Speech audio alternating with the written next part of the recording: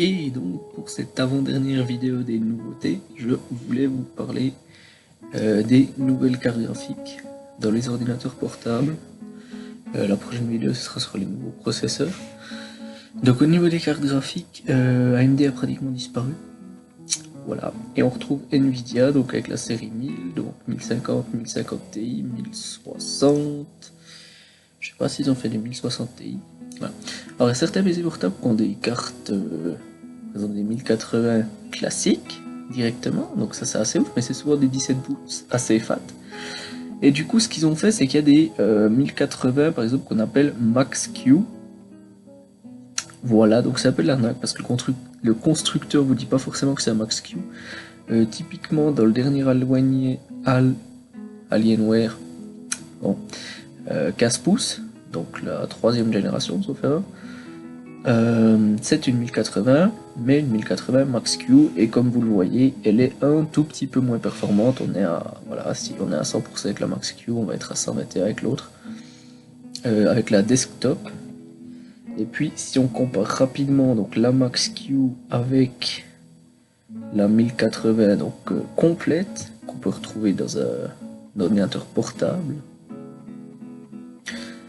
qui a en fait les mêmes fréquences, si vous voulez, au niveau des fréquences que ça se joue. Ah ben là je peux vraiment les comparer les trois, donc ça c'est cool. Donc si je descends, je connais pas bien ce site en fait, là on a le résumé. Donc vous voyez que si une Max-Q est à 100%, on a un petit gain quand même ici de 14%, et par rapport à la desktop, bon ben voilà, donc un petit gain supplémentaire, mais globalement c'est des cartes hyper performantes. Pareil avec les 1070, il y a des Max-Q, les 1060 je crois pas, mais je peux me tromper. Est-ce que... Ah ça si, il y a des 1060 Max-Q de toute évidence. Et puis alors est-ce qu'il y a moyen de remove? Voilà, j'aimerais enlever ça. Le site est bien mais très long. Voilà. Donc on a des 1070, ben pareil, desktop, etc. Max-Q, les 1060, ben pareil, on a la desktop, la laptop, la Max-Q. Par contre, ensuite 1050 Ti, il n'y a plus que desktop ou netbook qui ont les mêmes performances. Voilà. Puis on retrouve toujours encore la série 9, 960M, 980M, etc.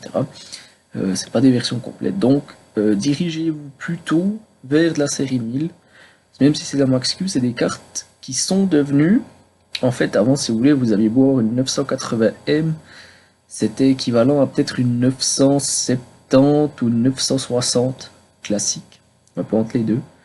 Alors que maintenant, en prenant une 1080 dans un PC portable, vous avez pratiquement les mêmes performances qu'une 1080 que vous mettriez dans un PC de bureau. En plus de ça, il y a les GPU externes qui arrivent, donc sur connectique USB-C mais en Thunderbolt 3, donc ne vous dites pas que vous pouvez connecter votre carte graphique sur pour USB Type-C. Non, il faut bien vérifier qu'il soit compatible Thunderbolt 3. Vous voyez, petite connectique comme ça. Et du coup, il y a des docks externes. Il y a Razer par exemple qu'on a sorti, mais il y a plein d'autres marques. Alors c'est assez cher pour l'instant, mais ça vous permet de mettre une carte graphique en externe. Donc ça peut être sympa.